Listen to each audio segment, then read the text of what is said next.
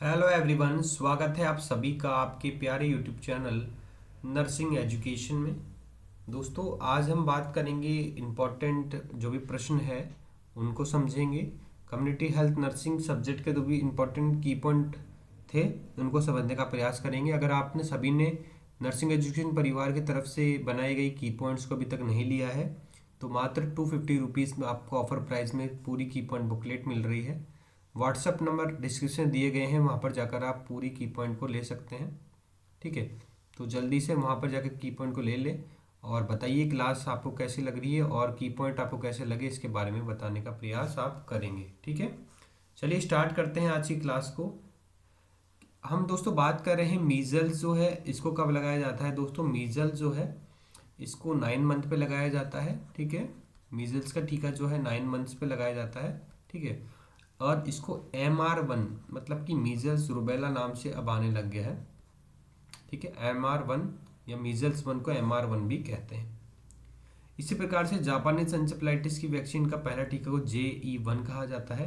Pneumococcal vaccine को PCV1 कहा जाता है। और विटामिन ए को क्या कहा जाता है? विटामिन ए की जो डोज लगती है 1 लाख इंटरनेशनल यूनिट लगती है। ठीक है, और इसी समय पर हिब वैक्सीन, हिब की पहली डोज लगती है आपकी। ठीक है, और एक डोज जो है 1 मंथ के बाद में लगती है। ठीक है, और कम्प्लीटली इम्यूनाइज की बात की जाए तो 18 मंथ ऑफ एज पर कौन सी, ठीक है, लगाई जाती है। तो ये इंपॉर्टेंट जो भी ड्रग्स है इसके बारे में हमने जाना। अब बात करते हैं BCG क्या है। BCG बैसिलस कालमेट-गुरिन जो है, और एक वन आफ्टर मॉन्टेक टेक्स्ट। ठीक है, one only after Mantoux test indirect BCG लगाते हैं। ठीक है, डायरेक्ट BCG तो नॉर्मल बात कर रहे हैं, लेकिन इनडायरेक्ट BCG कब लगानी होती है आपको? मॉन्टेक्स टेस्ट के बाद में जो है इनडायरेक्ट BCG लगानी होती है। और कब लगानी होती है? 1 साल के बाद में अगर BCG लगा रहे हैं तो उसके अंदर मॉन्टेक्स टेस्ट की आवश्यकता पड़ती है। OPV की बात की जाए तो ओरल पोलियो वैक्सीन होता है। ठीक है, OPV1 लगाएंगे और नेक्स्ट 2 डोजेज जो हैं 1 मंथ के अपार्ट में लगाने वाले हैं। और बूस्टर डोज की बात की जाए तो 1 साल और थर्ड 1 साल के बाद में तीसरी डोज आज की बूस्टर डोज की लगाई जाती है। मीजल 1 के बारे में हमने समझ लिया कि MR1 कहा जाता है इसको। इसी प्रकार से जापानीज एंसेफेलाइटिस वही चीज़ इंपॉर्टेंट है, वापस से आ गई है। ठीक है, चलिए अब बात करते हैं नेक्स्ट इंपॉर्टेंट प्रश्नों के बारे में जान लेते हैं। चलिए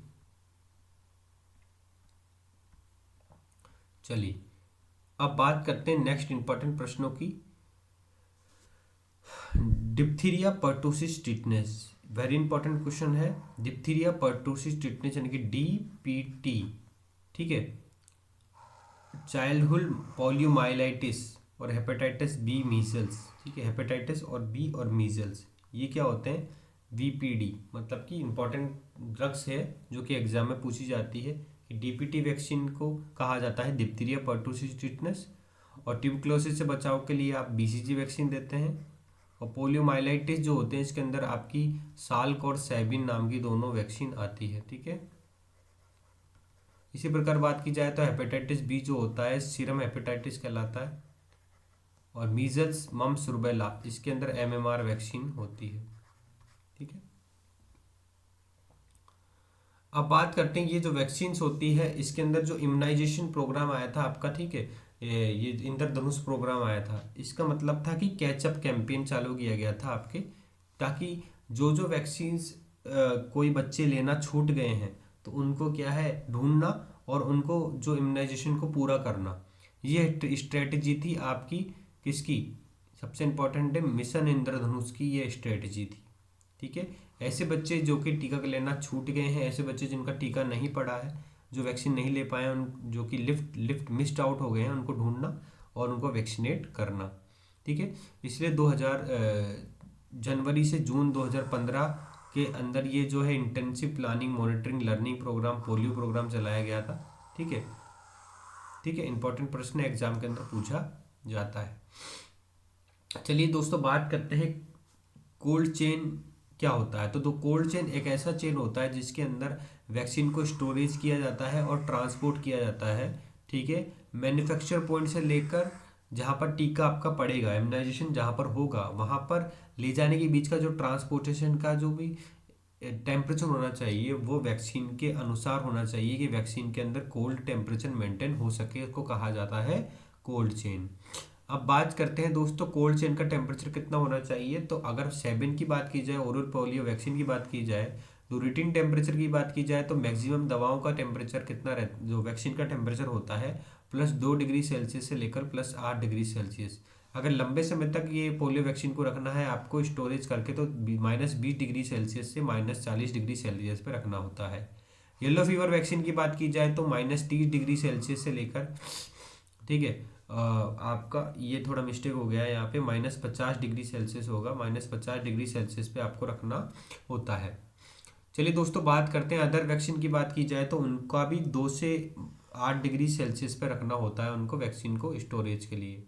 चलिए बात करते हैं नेक्स्ट, इंडिया जो है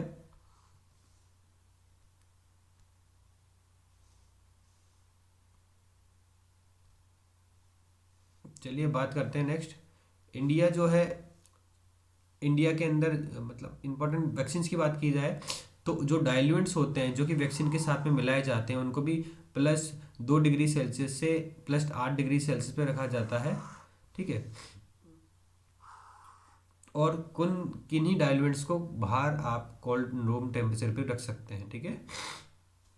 अब बात की जाए आपके विटामिन ए की, तो विटामिन ए को कोल्ड चेन के अंदर स्टोरेज जो है किया जाता है, सॉरी कोल्ड चेन के बाहर में क्या किया जाता है, विटामिन ए को रखा जाता है। विटामिन ए को कभी भी स्टोर नहीं किया जाता कोल्ड चेन के अंदर, इसको हमेशा रूम टेम्परेचर के अंदर स्टोर करना होता है, ठीक है। मोस्ट इंपॉर्टेंट कंपोनेंट की बात की जाए कोल्ड चेन की इंडिया के अंदर, तो इंडिया के अंदर मोस्ट इंपॉर्टेंट बात की जाए तो एक होता है आइस लाइन रेफ्रिजरेटर, ठीक है। आइस लाइन रेफ्रिजरेटर जो होता है उसके अंदर वैक्सीन को रखा जाता है और इसका टेम्परेचर की बात की जाए तो +2 डिग्री सेल्सियस से लेकर +8 डिग्री सेल्सियस पे रहता है ये कोल्ड चेन का तापमान, ये आइसलैंड रेफ्रिजरेटर का तापमान, ठीक है। आइसलैंड रेफ्रिजरेटर जो होते हैं कहाँ पर मौजूद रहते हैं, प्राइमरी हेल्थ सेंटर PHC के अंदर मौजूद रहते हैं, ठीक है, ठीक है। इंपॉर्टेंट है, प्रश्न पूछा एग्जाम में जाता है। और नॉर्मल बात की जाए तो कैरियर्स भी होते हैं बहुत ज़्यादा, ठीक है, जिसके अंदर 4 आइस क्यूब्स होती है, कोल्ड बॉक्स जिसको कहा जाता है, ठीक है। कैरियर्स जो होते हैं वो सबसे ज़्यादा मुसीबत साबित कर देते हैं, क्योंकि दोस्तों कैरियर्स जो होते हैं उनके अंदर सबसे ज़्यादा वैक्सीन के ख़राब होने का सबसे ज़्यादा डर रहता है, क्योंकि कैरियर्स जो होते हैं वो इस्तेमाल होते हैं आपके सब सेंटर में और विलेज लेवल पे, जहाँ पर क्या है आपके जो इंस्ट्रूमेंट है, ठीक है, कोल्ड चेन मेंटेन नहीं रह पाती, ठीक है, और कोल्ड चेन मेंटेन नहीं रह पाती तो क्या हो सकता है, वैक्सीन के ख़राब होने के चांसेस ज़्यादा रहते हैं, ठीक है। इसलिए एक टेम्परेचर नोट करने वाला थर्मामीटर रहता है जिसको कहते हैं अपन डायल थर्मामीटर। डायल थर्मामीटर का इस्तेमाल किया जाता है वैक्सीन को ख़राब होने से बचाव के लिए, चेक करने के लिए कि टेम्परेचर क्या है कोल्ड चेन का, ठीक है। अगर PSC के अंदर कोई भी कोल्ड चेन के अंदर कोई भी आपका आइसलैंड रेफ्रिजरेटर है तो उसके अंदर डायल थर्मामीटर के माध्यम से पता लगा सकते हैं कि जो टेम्परेचर है वो कितना है, ठीक है, आपका ILR का। इसी प्रकार बात की जाए आपके ILR की, आइसलैंड रेफ्रिजरेटर की, तो आइसलैंड रेफ्रिजरेटर एक प्रकार का ऐसा रेफ्रिजरेटर होता है जो कि कोल्ड चेन को मेंटेन करने का काम करता है इसके अंदर PSC लेवल पर, ठीक है, ठीक है। अब बात की जाए इसके टेम्परेचर की, दो से +2 से लेकर +8 डिग्री सेल्सियस का तापमान रहता है, ठीक है। आइसलैंड रेफ्रिजरेटर के अंदर जो तापमान नापने का थर्मामीटर होता है उसको कहते हैं दोस्तों डायल थर्मामीटर।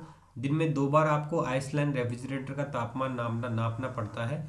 और ऑल वैक्सीन मतलब कितनी वैक्सीन रखी जाती है एक आइसलैंड रेफ्रिजरेटर के अंदर, तो 300 से लेकर 240 लीटर तक के जो होती है आपकी वैक्सीन रखी जाती है। और जो सप्लाई की बात की जाए डिस्ट्रिक्ट्स के अंदर तो 140 लीटर तक की सप्लाई भी रखी, मतलब 140 लीटर तो आपकी PSC पे होगी, और डिस्ट्रिक्ट पे बात की जाए तो 300 से लेकर 200, 240 से लेकर 300 लीटर तक आपके डिस्ट्रिक्ट में होगी। PSC के अंदर 140 लीटर तक आप रखते हैं हॉरिजेंटल, और एटलीस्ट जो है 10 सेंटीमीटर, एटलीस्ट 10 सेंटीमीटर दूर रहनी चाहिए दीवारों से, ठीक है, दीवारों से 10 सेंटीमीटर एटलीस्ट दूर होना चाहिए आपका आइसलैंड रेफ्रिजरेटर। आइसलैंड रेफ्रिजरेटर का इस्तेमाल किया जाता है मेंटेन करने के लिए कोल्ड चेन को, और है ना 8 घंटे तक अगर आपकी बिजली व्यवस्था नहीं आई तो भी वो क्या कर सकता है, जो है कोल्ड चेन को मेंटेन रख सकता है,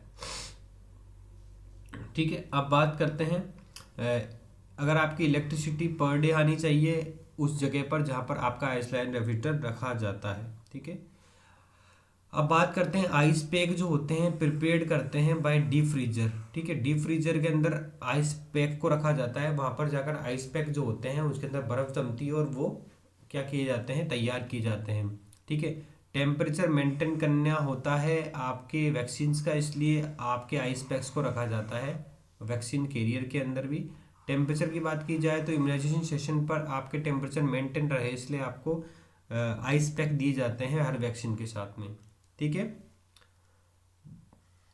220 से लेकर 340 तक कैपेसिटी होती है इसकी। ठीक है, इस इन आइस पैक्स की, और इसके अंदर पानी भरा होता है, ठंडा पानी। ठीक है, पहले फ्रीज होता है कोल्ड, उसके बाद में ठंडा पानी इसके अंदर भरा हुआ होता है।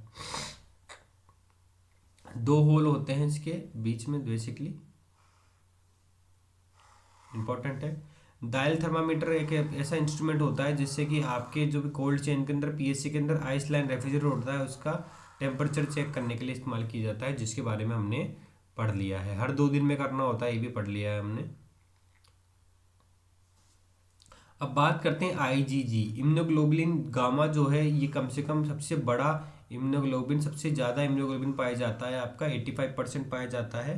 ठीक है, एक्स्ट्रा वास्कुलर के अंदर। ठीक है, इम्यूनोग्लोबिन जो होते हैं बेसिकली ये क्रॉस कर देता है प्लेसेंटा को, इम्यूनोग्लोबुलिन गामा। ठीक है, अब बात करते हैं इम्यूनोग्लोबुलिन मेगा की, तो 10% टोटल सीरम इम्यूनोग्लोबुलिन का होता है ये।